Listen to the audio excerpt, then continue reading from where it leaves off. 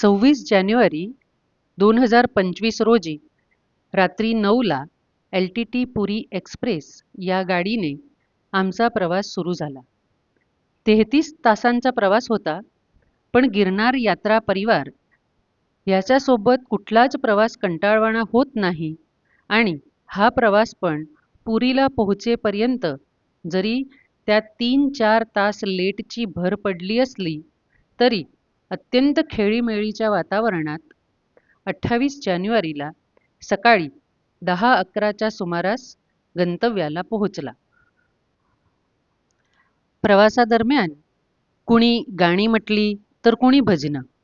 3-4 बोगीपर्यंत group विखुरलेला होता, म्हणून एकमेकांकडे जायचं, आणलेला खाऊ वाटायचा, गप्पा गोष्टींमध्ये वेळ कुठे गेला हे कळलंच नाही. काही नवीन ओळखी झाल्या. जे गिरनार परिवारासोबत पहिल्यांदाच आले होते ते पण परिवारात मिसळून गेले. कहाँ नहीं जाए चुप भी तो कहाँ नहीं जाए बुलबुल है कौन कौन सही याद कुछ तो कहो रे मेरी जान अरे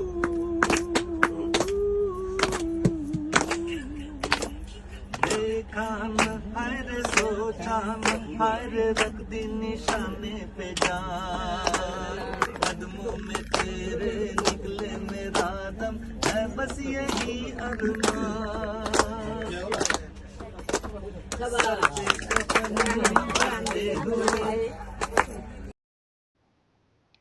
स्टेशनपासून आमचा जिथे मुक्काम होता त्या गुंडीचा भक्तनिवासावर पोहोचल्यावर तिथले रूम व आजूबाजूच्या परिसराचे सौंदर्य बघून प्रवासाचा थकवा नाहीसा झाला.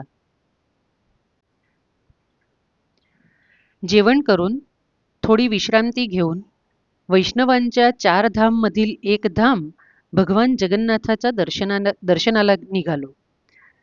जगन्नाथ धामाचं महात्म्य व मोदींनी भारतीयांमध्ये पर्यटनाचा भरलेला उत्साह सांगायची गरज नाही की तिथे दर्शनाला प्रचंड गर्दी होती. असो, पण दर्शन मात्र खूप छान झाले. मुख्य मंदिर परिसराच्या बाहेर पुजारीने आम्हाला रक्षाबंध बांधून दिले. भगवान जगन्नाथला घातलेल्या हारमधील तुळस प्रसाद म्हणून दिली. महाप्रसाद घेतला व मंदिर परिसरात थोडा आध्यात्मिक वेळ घालवून आम्ही रूमवर आलो.